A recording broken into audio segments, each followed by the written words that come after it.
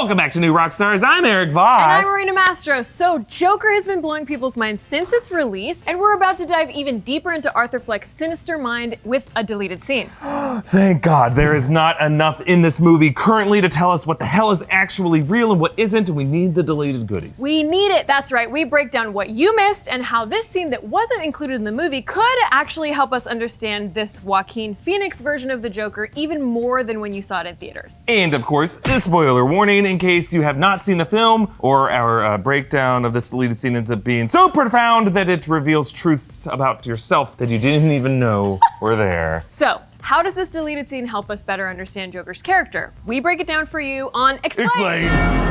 Just smile. Okay, in an interview, Joaquin Phoenix revealed that there weren't just deleted scenes, but deleted acts, implying that there was a lot that got left on the cutting room floor. Or this could also mean that even if the scenes didn't add up to a lot of total screen time, their content was equivalent to cutting an entire act of the story. Now, some of those deleted acts, including a dozen alternate takes of Arthur dancing out from the curtains on Murray Franklin's show. Can't wait to see those. But among those deleted acts was one with major implications on Arthur's descent into madness. According to Phoenix, there was a scene that during the shoot we thought was one of the best scenes, and we loved his behavior in the scene, and I'd always really liked the scene. And Todd told me and said, we're cutting that scene out. And at first I thought, like, wait a minute, what do you mean we're cutting that scene out? And then of course I saw it and it was very obvious it has to go. Now, the scene that Phoenix is referring to takes place between Arthur and Randall, right after Arthur has been fired from his clown job for bringing Randall's gun to a children's hospital, and then murdered 3 bros on the train with that gun, and then dated his imaginary girlfriend, and now he is clearing out his work locker. Arthur's co-workers question him, wanting to know why he would bring a gun to a gig. Arthur then throws the question back at Randall, saying, why don't you ask Randall about it? It was his gun. I still owe you for that, don't I? Arthur then punches out and exits down a stairwell. He vandalizes a sign, changing it from don't forget to smile to don't smile. And this is where we get our deleted scene. Right, and it turns out we actually saw part of this deleted scene via leaked video long before any trailers came out throughout the past year. Now, there's no audio for this scene, but Marina spent most of her day squinting at a screen trying to brush up on her lip reading skills. Full disclosure, Marina cannot read lips. No, I can't! But I can certainly try. First, we see Phoenix exiting the stairwell from his work onto the street. He turns around and spits toward the door. Along with punching the time clock and defacing the sign, he clearly has stopped giving an F. Or a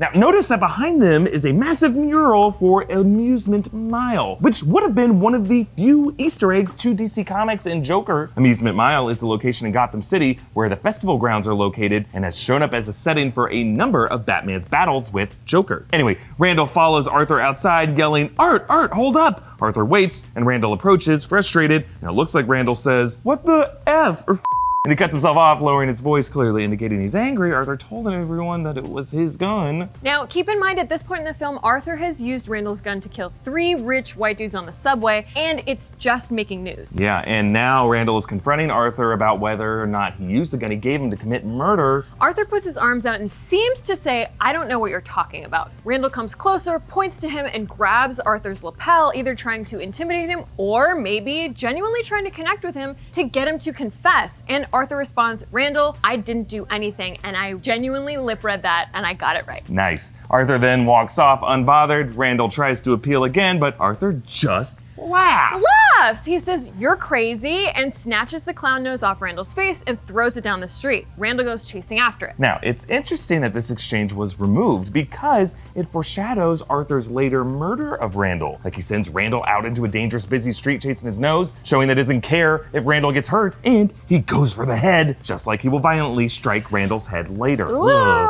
This exchange also shows us the transition from Arthur to Joker after the murder on the subway. Arthur's demeanor has changed entirely from the way he interacted with Randall earlier in the film. Arthur goes from submissive and weak to confrontational and aggressive. Perhaps this scene was deleted because it revealed too early Arthur's willingness to be confrontational, not only with strangers, but also with people he knows really well. Arthur should be more sad about losing his income, but instead the scene shows that the murders in the subway actually trigger the opposite reaction. He feels powerful instead, and he's still more of a mystery wild card this way. Like later, when he confronts strangers like Bruce Wayne, Alfred, Thomas Wayne, and when he kills his mother, those hit as bigger shocks now that we're left a bit more guessing what Arthur's capable of. And it shifts the power dynamic between Arthur and Randall. Randall is played by Glenn Flesher, an amazing character actor who played the villain, the Yellow King, in True Detective. So good, so scary. This dude is a force of nature. Clearly he was cast to pose a major threat to Arthur. But now Randall's more out of sight, out of mind. For better or worse, since I think we could always use a bit more Fleshler. And it makes Arthur's sudden outburst on him in their apartment less justified and more terrifyingly sudden. More of the actions of a true madman. And by removing the moments of Arthur's journey that would have made that snap a bit more understandable, we see how Joker's departure from sanity becomes a little more explained. Do you think this scene should have stayed in the film? Comment down below. Also, if you're trained in lip reading, let me know because I have a side gig for you. Subscribe to New Rockstars, and thank you to our patron Matthew Legaspi for being so awesome. Yay. I'm Erik Voss. You can follow me on Twitter and Instagram at EAVoss. And I'm Marina Mastros. Follow me on Twitter at Marina Mastros. Hey, do you think they offer lip reading as like a course at junior colleges? Yeah, but I think you have to pass like basic math first. I'm out.